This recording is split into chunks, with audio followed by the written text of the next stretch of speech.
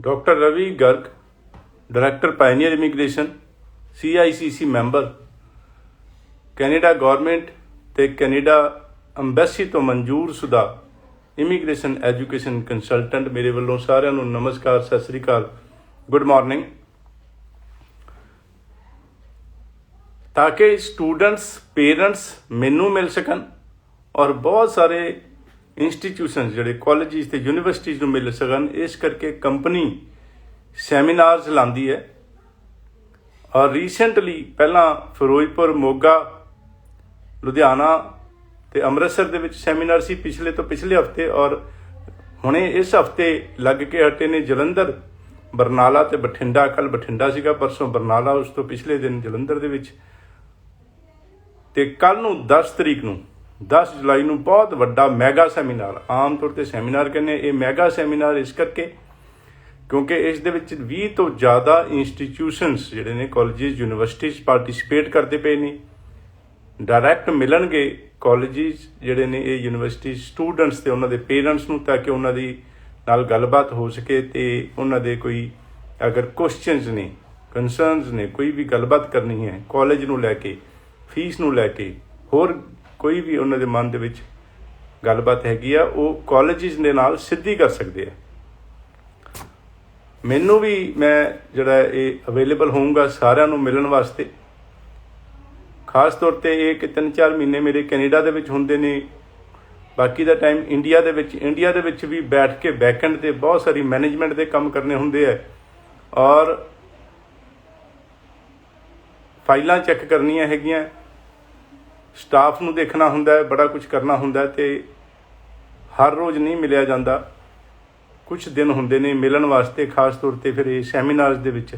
ਅਲੱਗ-ਅਲੱਗ ਆਫਿਸਿਸ ਦੇ ਵਿੱਚ ਵੀ ਵਿਜ਼ਿਟ ਕਰਦਾ ਮੈਂ, ਸਾਡੀ ਟੀਮ ਵਿਜ਼ਿਟ ਕਰਦੀ ਹੈਗੀ ਹੈ ਤੇ ਮਿਲਦੇ ਹੈਗੇ ਆ। ਉਹਨਾਂ ਦੇ ਕੁਐਸਚਨਸ, ਬੜੀਆਂ ਸਾਰੀਆਂ ਗੱਲਾਂ ਅਸੀਂ ਸ਼ੇਅਰ ਕਰਦੇ ਹਾਂ ਸਟੂਡੈਂਟਸ। 10 ਵਿੱਚੋਂ 7 ਅੱਜ ਵੀ ਠੱਗੀ ਦਾ ਸ਼ਿਕਾਰ ਹੁੰਦੇ ਨੇ, ਮਿਸਗਾਈਡੈਂਸ ਦਾ ਸ਼ਿਕਾਰ ਹੁੰਦੇ ਨੇ। ਗ੍ਰੈਜੂਏਟਸ ਹਮੇਸ਼ਾ ਪੋਸਟ ਗ੍ਰੈਜੂਏਟ ਪ੍ਰੋਗਰਾਮ ਵਿੱਚ ਜਾਣਾ ਚਾਹੀਦਾ ਹੈਗਾ, ਪੋਸਟ ਸੈਕੰਡਰੀ ਪ੍ਰੋਗਰਾਮ ਦੇ ਦਿੱਤਾ ਜਾਂਦਾ ਹੈਗਾ। ਕੁਛ ਨੌਲੇਜ ਦੀ ਘਾਟ, ਕੁਛ ਮੈਲ ਇੰਟੈਂਸ਼ਨ, ਨੀਅਤ ਦਾ ਫਰਕ। ਸੋ ਇਹ ਜਿਹੜਾ ਹੈ, ਜਦੋਂ ਵੀ ਗ੍ਰੈਜੂਏਟ ਨੂੰ ਪੋਸਟ ਗ੍ਰੈਜੂਏਟ ਨਹੀਂ ਦੇਵਾਂਗੇ, ਜਿਹੜਾ ਕਿ ਹਾਇਰ ਲੈਵਲ ਦਾ ਪ੍ਰੋਗਰਾਮ ਹੈ, ਅਗਰ ਉਹਨਾਂ ਨੂੰ ਲੋਅਰ ਲੈਵਲ ਦਾ ਪ੍ਰੋਗਰਾਮ,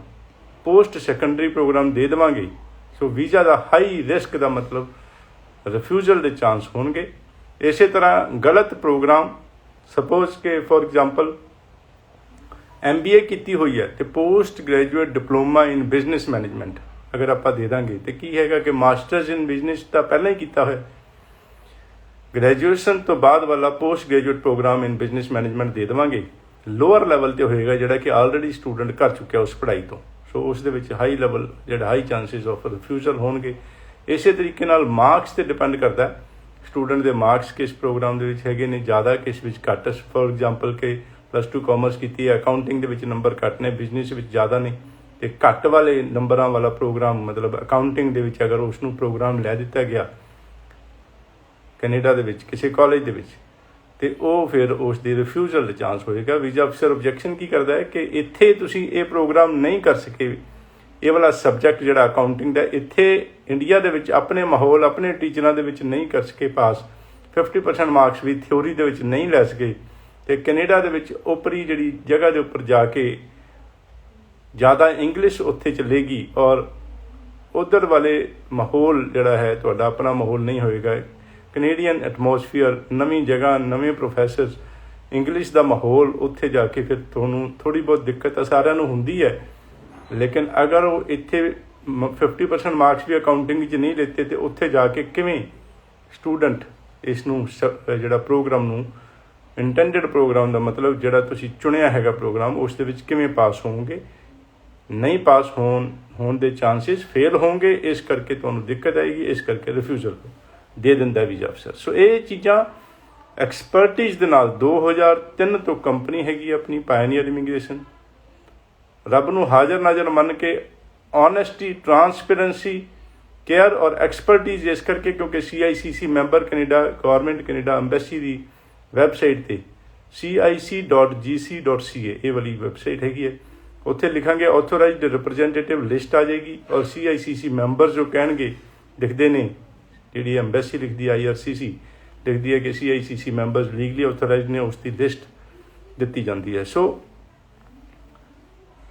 ਮੈਂ ਖੁਦ ਜਿਹੜੇ ਮਿਲਦੇ ਆ ਬੜੇ ਕੰਪਲੀਕੇਟਡ ਕੇਸਿਸ, ਬੜੀ ਮੈਨੂੰ ਖੁਸ਼ੀ ਹੁੰਦੀ ਹੈ, ਬੜਾ ਅੱਛਾ ਲੱਗਦਾ ਹੈ ਕਿ 4 ਵਾਰ ਰਿਫਿਊਜ਼ਡ ਕੇਸਿਸ, ਔਰ ਉਹ ਵੀ ਉਹ ਜਿਨ੍ਹਾਂ ਬੱਚਿਆਂ ਨੂੰ ਲਾਲਚ ਦੀ ਵਜ੍ਹਾ ਨਾਲ ਉਹਨਾਂ ਕਾਲਜਿਸ ਦੇ ਵਿੱਚ ਐਡਮਿਸ਼ਨ ਕਰਵਾ ਦਿੱਤੀ ਜਾਂਦੀ ਹੈ ਜਿੱਥੇ ਕਿ ਪੋਸਟ ਗ੍ਰੈਜੂਏਟ ਵਰਕ ਪਰਮਿਟ ਪੜ੍ਹਾਈ ਕਰਕੇ ਵਰਕ ਪਰਮਿਟ ਵੀ ਨਹੀਂ ਮਿਲਣਾ, ਤੇ ਵਿਚਾਰੇ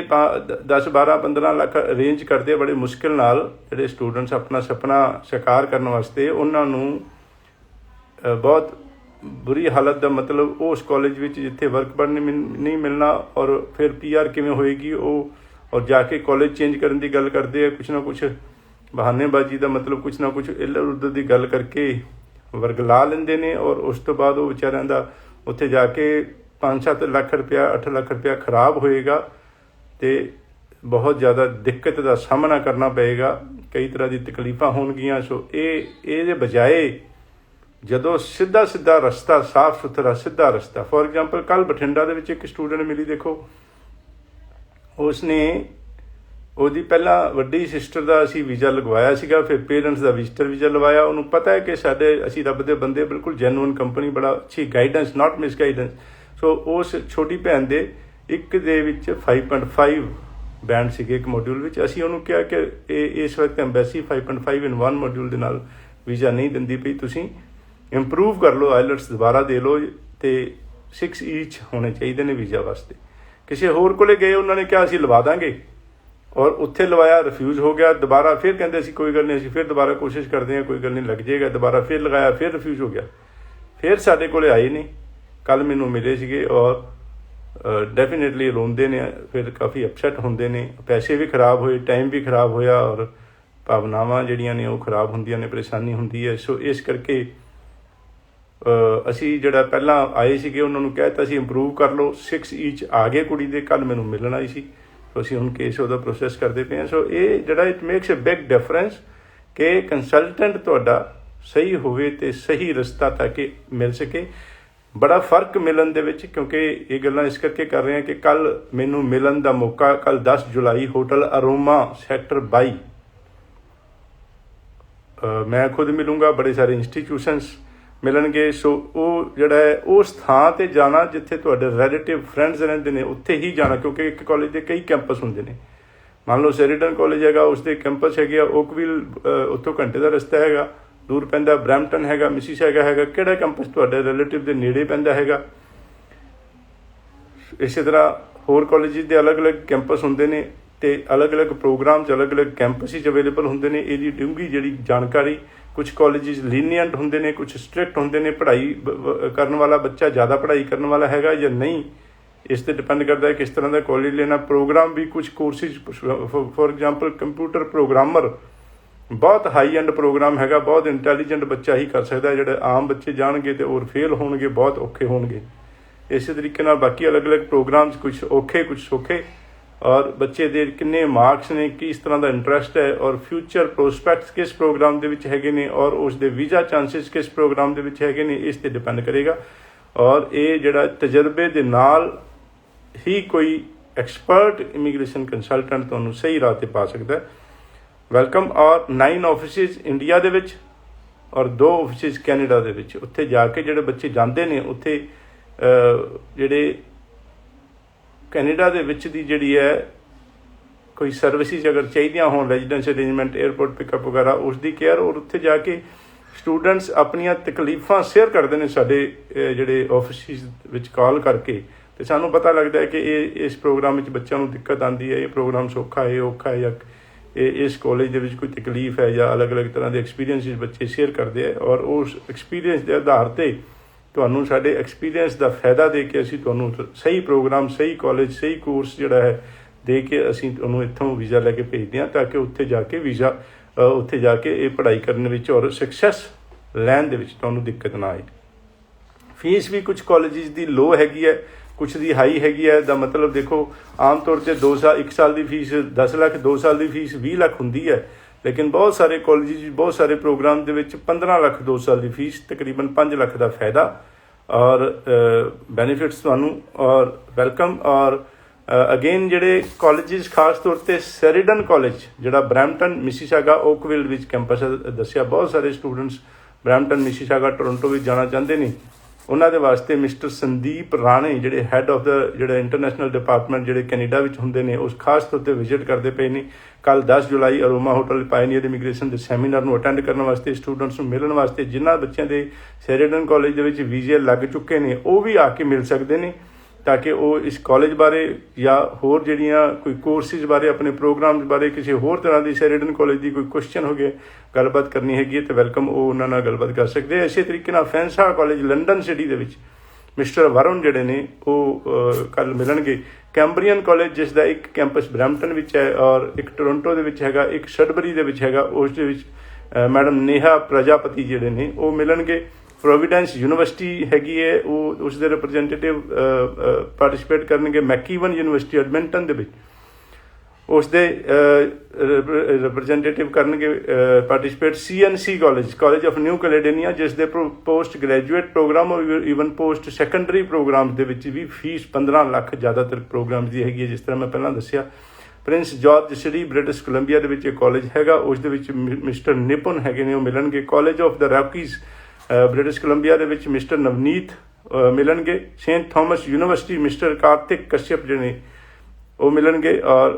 ਮੈਡਮ ਮੁਕਤਾ ਨੇ ਜਿਹੜੇ ਲੇਕਲੈਂਡ ਕਾਲਜ ਤੋਂ ਕੋਸਟ ਮਾਊਂਟੇਨ ਕਾਲਜ ਤੋਂ mister Vivek Sharma Capilano University British Columbia Vancouver ਤੋਂ ਮੈਡਮ ਅੰਜਲੀ ਕੁਐਸਟ ਯੂਨੀਵਰਸਿਟੀ ਤੋਂ ਸੁਨੀਲ ਰਾਏ ਜੀ ਲਖਵਿੰਦਰ ਕੌਰ ਜਿਹੜੇ ਨੇ ਸਿਜਪ ਗੌਰਮੈਂਟ ਕਾਲਜ ਕਿਬੈਕ ਦਾ ਉਹ ਉੱਥੇ ਜਿਹੜੇ ਇਸ ਕਾਲਜ ਦੇ ਵਿੱਚ ਐਡਮਿਸ਼ਨ ਵਾਸਤੇ ਕਿਬੈਕ ਦੇ ਵਿੱਚ ਜ਼ਿਆਦਾਤਰ ਕਾਲਜਿਸ ਦੇ ਵਰਕ ਪਰਮਿਟ ਹੁਣ ਕੈਂਸਲ ਹੋ ਗਏ ਨੇ ਜਿਹੜੇ ਹੁਣ ਬੱਚੇ ਜਾਣਗੇ ਉਹਨਾਂ ਦੀ ਸਤੰਬਰ 23 ਤੋਂ ਬਾਅਦ ਜਿਹੜੇ ਪੂਰਾ ਕਰਨਗੇ ਪ੍ਰੋਗਰਾਮ ਉਹ ਉਹਨਾਂ ਨੂੰ ਵਰਕ ਪਰਮਿਟ ਨਹੀਂ ਮਿਲੇਗਾ ਸੋ ਇਸ ਕਰਕੇ ਜ਼ਿਆਦਾਤਰ ਕਾਲਜਿਸ ਦੇ ਵਿੱਚ ਠੀਕ ਨਹੀਂ ਹੈ ਜਾਣਾ ਕਿਬੈਕ ਦੇ ਹੁਣ ਜਿਹੜੇ ਪ੍ਰਾਈਵੇਟ ਨੇ ਲੇਕਿਨ ਜਿਹੜੇ ਗੌਰਮੈਂਟ ਕਾਲਜ ਨੇ ਉਹਨਾਂ ਦਾ ਵਰਕ ਪਰਮਿਟ ਹੁਣ ਵੀ ਉਸੇ ਤਰੀਕੇ ਨਾਲ ਹੈਗਾ ਮਿਲ ਜਾਏਗਾ ਔਰ ਮੈਡਮ ਲਖਵਿੰਦਰ ਕੌਰ ਜਿਹੜੇ ਨੇ ਉਹ ਸਿਜਪ ਕਾਲਜ ਜਿਹੜਾ ਗੌਰਮੈਂਟ ਕਾਲਜ ਆ ਉਸ ਦੇ ਰਿਪਰੈਜ਼ੈਂਟੇਟਿਵ ਮਿਲਣਗੇ ਸਟੂਡੈਂਟਸ ਨੂੰ ਸਿਮਰਨਦੀਪ ਸਿੰਘ ਸਿਜਪ ਜੋਨ ਅਬਟ ਤੋਂ ਨੇ ਇਸ ਦੇ ਜਿਹੜੇ ਵਾਸਤੇ ਮਿਲਣਗੇ ਪੋਰਟਾਸ ਕਾਲਜ ਜਿਹੜਾ ਮਿਸਟਰ ਹਿਮਾਂਸ਼ੂ ਔਰ ਟੈਬ ਕਾਲਜ ਦੇ ਵਿੱਚ ਰੁਪਿੰਦਰ ਸਿੰਘ ਜੀ ਮਿਲਣਗੇ ਸੋ ਇਸ ਤਰ੍ਹਾਂ ਬਹੁਤ ਸਾਰੇ ਯੂਨੀਵਰਸਿਟੀ ਕਾਲਜਿਸ ਦੇ ਰਿਪਰੈਜ਼ੈਂਟੇਟਿਵ ਖਾਸ ਤੌਰ ਤੇ ਰਿਫਿਊਜ਼ਡ ਕੇਸਿਸ ਮੈਨੂੰ ਮਿਲ ਸਕਦੇ ਆ ਕੇ ਔਰ ਮੇਰਾ ਖਾਸ ਧਿਆਨ ਕਿ ਜਿਸ ਤਰ੍ਹਾਂ ਮੈਂ ਦੱਸਿਆ ਇੱਕ ਵਾਰੀ 2 ਵਾਰੀ ਦੇ ਜਿਹੜੇ ਰਿਫਿਊਜ਼ਡ ਕੇਸਿਸ ਤੇ ਆਮ ਹੀ ਅਸੀਂ ਵੀਜ਼ਾ ਲਵਾ ਲੈਂਦੇ ਹਾਂ ਲੇਕਿਨ 3 ਵਾਰੀ 4 ਵਾਰ ਰਿਫਿਊਜ਼ਡ ਕੇਸਿਸ ਦੇ ਰੀਸੈਂਟਲੀ 3-4 ਦਿਨ ਪਹਿਲਾਂ ਵੀਜ਼ੇ ਆਏ ਨੇ ਬਹੁਤ ਅੱਛੀ ਖਬਰ ਔਰ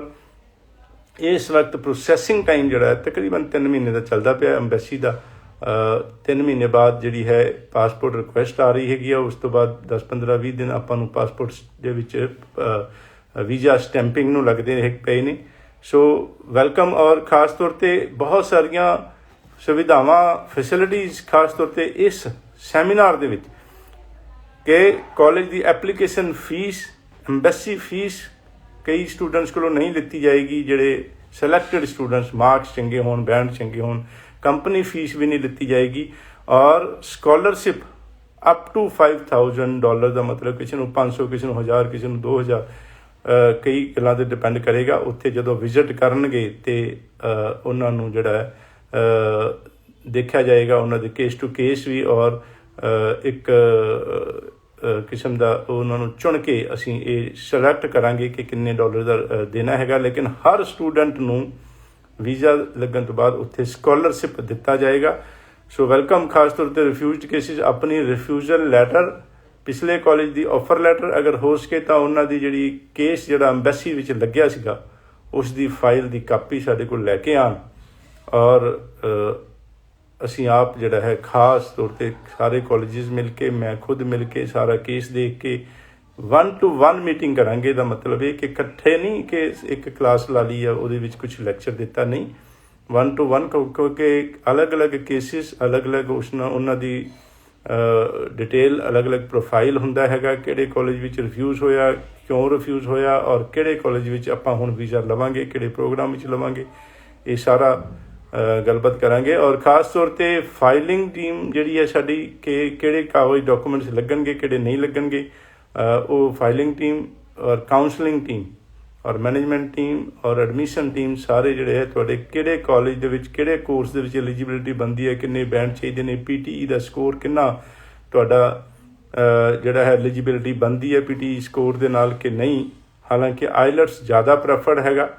ਔਰ ਜਿਨ੍ਹਾਂ ਦੇ 5.5 ਬੈਂਡ ਨੇ ਉਹ ਵਿਜ਼ਿਟ ਕਰ ਸਕਦੇ ਨੇ। ਹਾਲਾਂਕਿ ਇਸ ਵਕਤ ਵੀਜ਼ੇ ਐਮਬੈਸੀ ਨਹੀਂ ਦਿੰਦੀ ਪਈ, ਲੇਕਿਨ ਸਿਲੈਕਟਡ ਕੇਸਿਸ ਅਸੀਂ ਲੈ ਲਾਂਗੇ ਤਾਂ ਕਿ ਉਹ ਇੰਪਰੂਵ ਅਗਰ ਕਰਨ ਤੇ ਅਸੀਂ ਅਪਲਾਈ ਹੁਣ ਕਰਦੀ ਹੈ, ਬਾਅਦ ਦੇ ਵਿੱਚ ਇੰਪਰੂਵਮੈਂਟ ਤੋਂ ਬਾਅਦ ਉਹਨਾਂ ਦਾ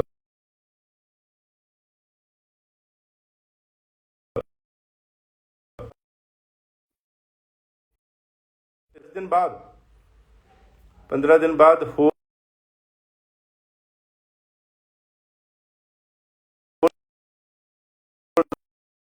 अलग अलग शहरों के शुरू करांगे। इसे तरीके नाल मोगा, फिरोजपुर, लुधियाना, अमृतसर, जलंधर, बठिंडा, बरनाला असी 15-20 दिन बाद दोबारा नवा साइकिल शुरू करांगे। पंजाब स्कूल एजुकेशन बोर्ड का रिजल्ट आ चुका है, लेकिन CBSE का रिजल्ट हाले आना बाकी हैगा और उन्होंने स्टूडेंट्स के रिजल्ट चंगे रिजल्ट वास्ते बहुत बहुत शुभकामनावां। और आइलैट्स जो बच्चे करते पे ने उन्होंने भी आइलैट्स के चंगे रिजल्ट वास्ते बहुत बहुत शुभकामनावां। कल जोड़ा है मेरे एक खास सीगा बच्चे उसके एक दे 5.5 सीगे और मैं उन्होंने रीवैल्यूएशन रीचैकिंग राइटिंग और स्पीकिंग अगर 5.5 एक मॉड्यूल होंगे ने तो आप रीचैकिंग वास्ते भर सकते हैं। और उस बच्चे का मेरे नोन सी खास दोस्त दा जी बेटी सीगी उसकी रीवैल्यूएशन रीचैकिंग दे विच 5.5 तो वध के 6 बैंड्स हो गए ने और वो जोड़े UFV या KPU दे विच जाना चाहते थे जिथे the requirement 6.5 not less than 6 उन्होंने ख्वाहिश पूरी होगी और असी उन्होंने भेज सकांगे। So welcome. और कल इनविटेशन मेरे वालों सारिਆਂ ਨੂੰ खास तौर पर सदा, क्योंकि चंगा लगता है कॉलेजेस ਨੂੰ भी जो बच्चे आके मिलते हैं और ਈਵਨ ਕਿ ਕਿਸੇ ਹੋਰ ਤੋਂ ਵੀ ਅਗਰ ਕੇਸ ਲਾਇਆ ਹੋਵੇ ਤੇ ਫਿਰ ਤੁਸੀਂ ਕਾਲਜਿਸ ਨੂੰ ਮਿਲਣਾ ਚਾਹੁੰਦੇ ਹੈਗੇ ਹੋ ਤੇ ਵੈਲਕਮ, ਤਦ ਵੀ ਆ ਕੇ ਤੁਸੀਂ ਮਿਲ ਸਕਦੇ ਹੋ, ਕੋਈ ਗੱਲ ਨਹੀਂ। ਔਰ ਜਿਨ੍ਹਾਂ ਦੇ ਕੇਸ ਆਲਰੇਡੀ ਅੰਬੈਸੀ ਵਿੱਚ ਲੱਗੇ ਹੋਏ ਨੇ ਉਹ ਵੀ ਇਹਨਾਂ ਕਾਲਜਿਸ ਨੂੰ ਜਿਨ੍ਹਾਂ ਦੇ ਮੇਰੇ ਨਾਲ ਇਹ ਹੈਗੇ ਉਹਨਾਂ ਨੂੰ ਮਿਲ ਸਕਦੇ ਨੇ। ਅਗਰ ਕਿਸੇ ਦੀ ਕੋਈ ਕੰਪਲਿਕੇਸ਼ਨ ਚੱਲਦੀ ਪਈ ਹੈ, ਪ੍ਰੋਬਲਮ ਆਉਂਦੀ ਪਈ ਹੈ ਕੇਸ ਦੇ ਵਿੱਚ, ਕਿਤੇ ਹੋਰ ਵੀ ਕੇਸ ਲੱਗਿਆ ਹੈਗਾ ਤੇ ਮੈਨੂੰ ਆ ਕੇ ਮੇਰੀ ਟੀਮ ਦੇ ਨਾਲ ਔਰ ਮੇਰੇ ਨਾਲ ਡਿਸਕਸ ਕਰ ਸਕਦੇ ਹੈਗੇ, ਵੈਲਕਮ ਹੈਗੇ। और बहुत बहुत धन्यवाद जुड़न वास्ते और मेरे नाल टाइम लाने वास्ते। और अगले शनिवार सवेरे 11 बजे फिर गलबात करांगे। कल 10 जुलाई संडे नूं होटल अरोमा सैक्टर 22 दे विच सैमीनार बहुत वड्डा होण जा रहा पायनीयर इमीग्रेशन वालों। उस दे विच खास तौर पर सदा सारे कॉलेजिस, खास तौर पर सैरिडन कॉलेज जिहड़ा ब्रैम्पटन मिसिसागा ਦੇ ਵਿੱਚ ਹੈਗਾ ਮਿਸਟਰ ਸੰਦੀਪ ਰਾਣੇ, ਫੈਂਸਾ ਕਾਲਜ ਤੋਂ ਮਿਸਟਰ ਵਰੁਣ, ਕੈਂਬਰੀਅਨ ਕਾਲਜ ਤੋਂ ਮੈਡਮ ਨੇਹਾ ਪ੍ਰਜਾਪਤੀ ਜਿਹੜੇ ਬਰੈਂਪਟਨ ਦੇ ਵਿੱਚ ਹੈਗਾ, ਕੈਂਬਰੀਅਨ ਦਾ ਕੈਂਪਸ ਟੋਰਾਂਟੋ ਦੇ ਵਿੱਚ ਵੀ ਹੈਗਾ, ਫੈਂਸਾ ਦਾ ਇੱਕ ਲੰਡਨ ਸਿਟੀ ਦੇ ਵਿੱਚ ਹੈਗਾ, ਇੱਕ ਟੋਰਾਂਟੋ ਦੇ ਵਿੱਚ ਵੀ ਕੈਂਪਸ ਹੈਗਾ ਫੈਂਸਾ ਕਾਲਜ ਦਾ, ਔਰ ਹੋਰ ਸਾਰੇ ਬੜੇ ਸਾਰੇ ਇੰਸਟੀਟਿਊਸ਼ਨਸ। ਅੱਜ ਜਿਹੜਾ ਹੈਗਾ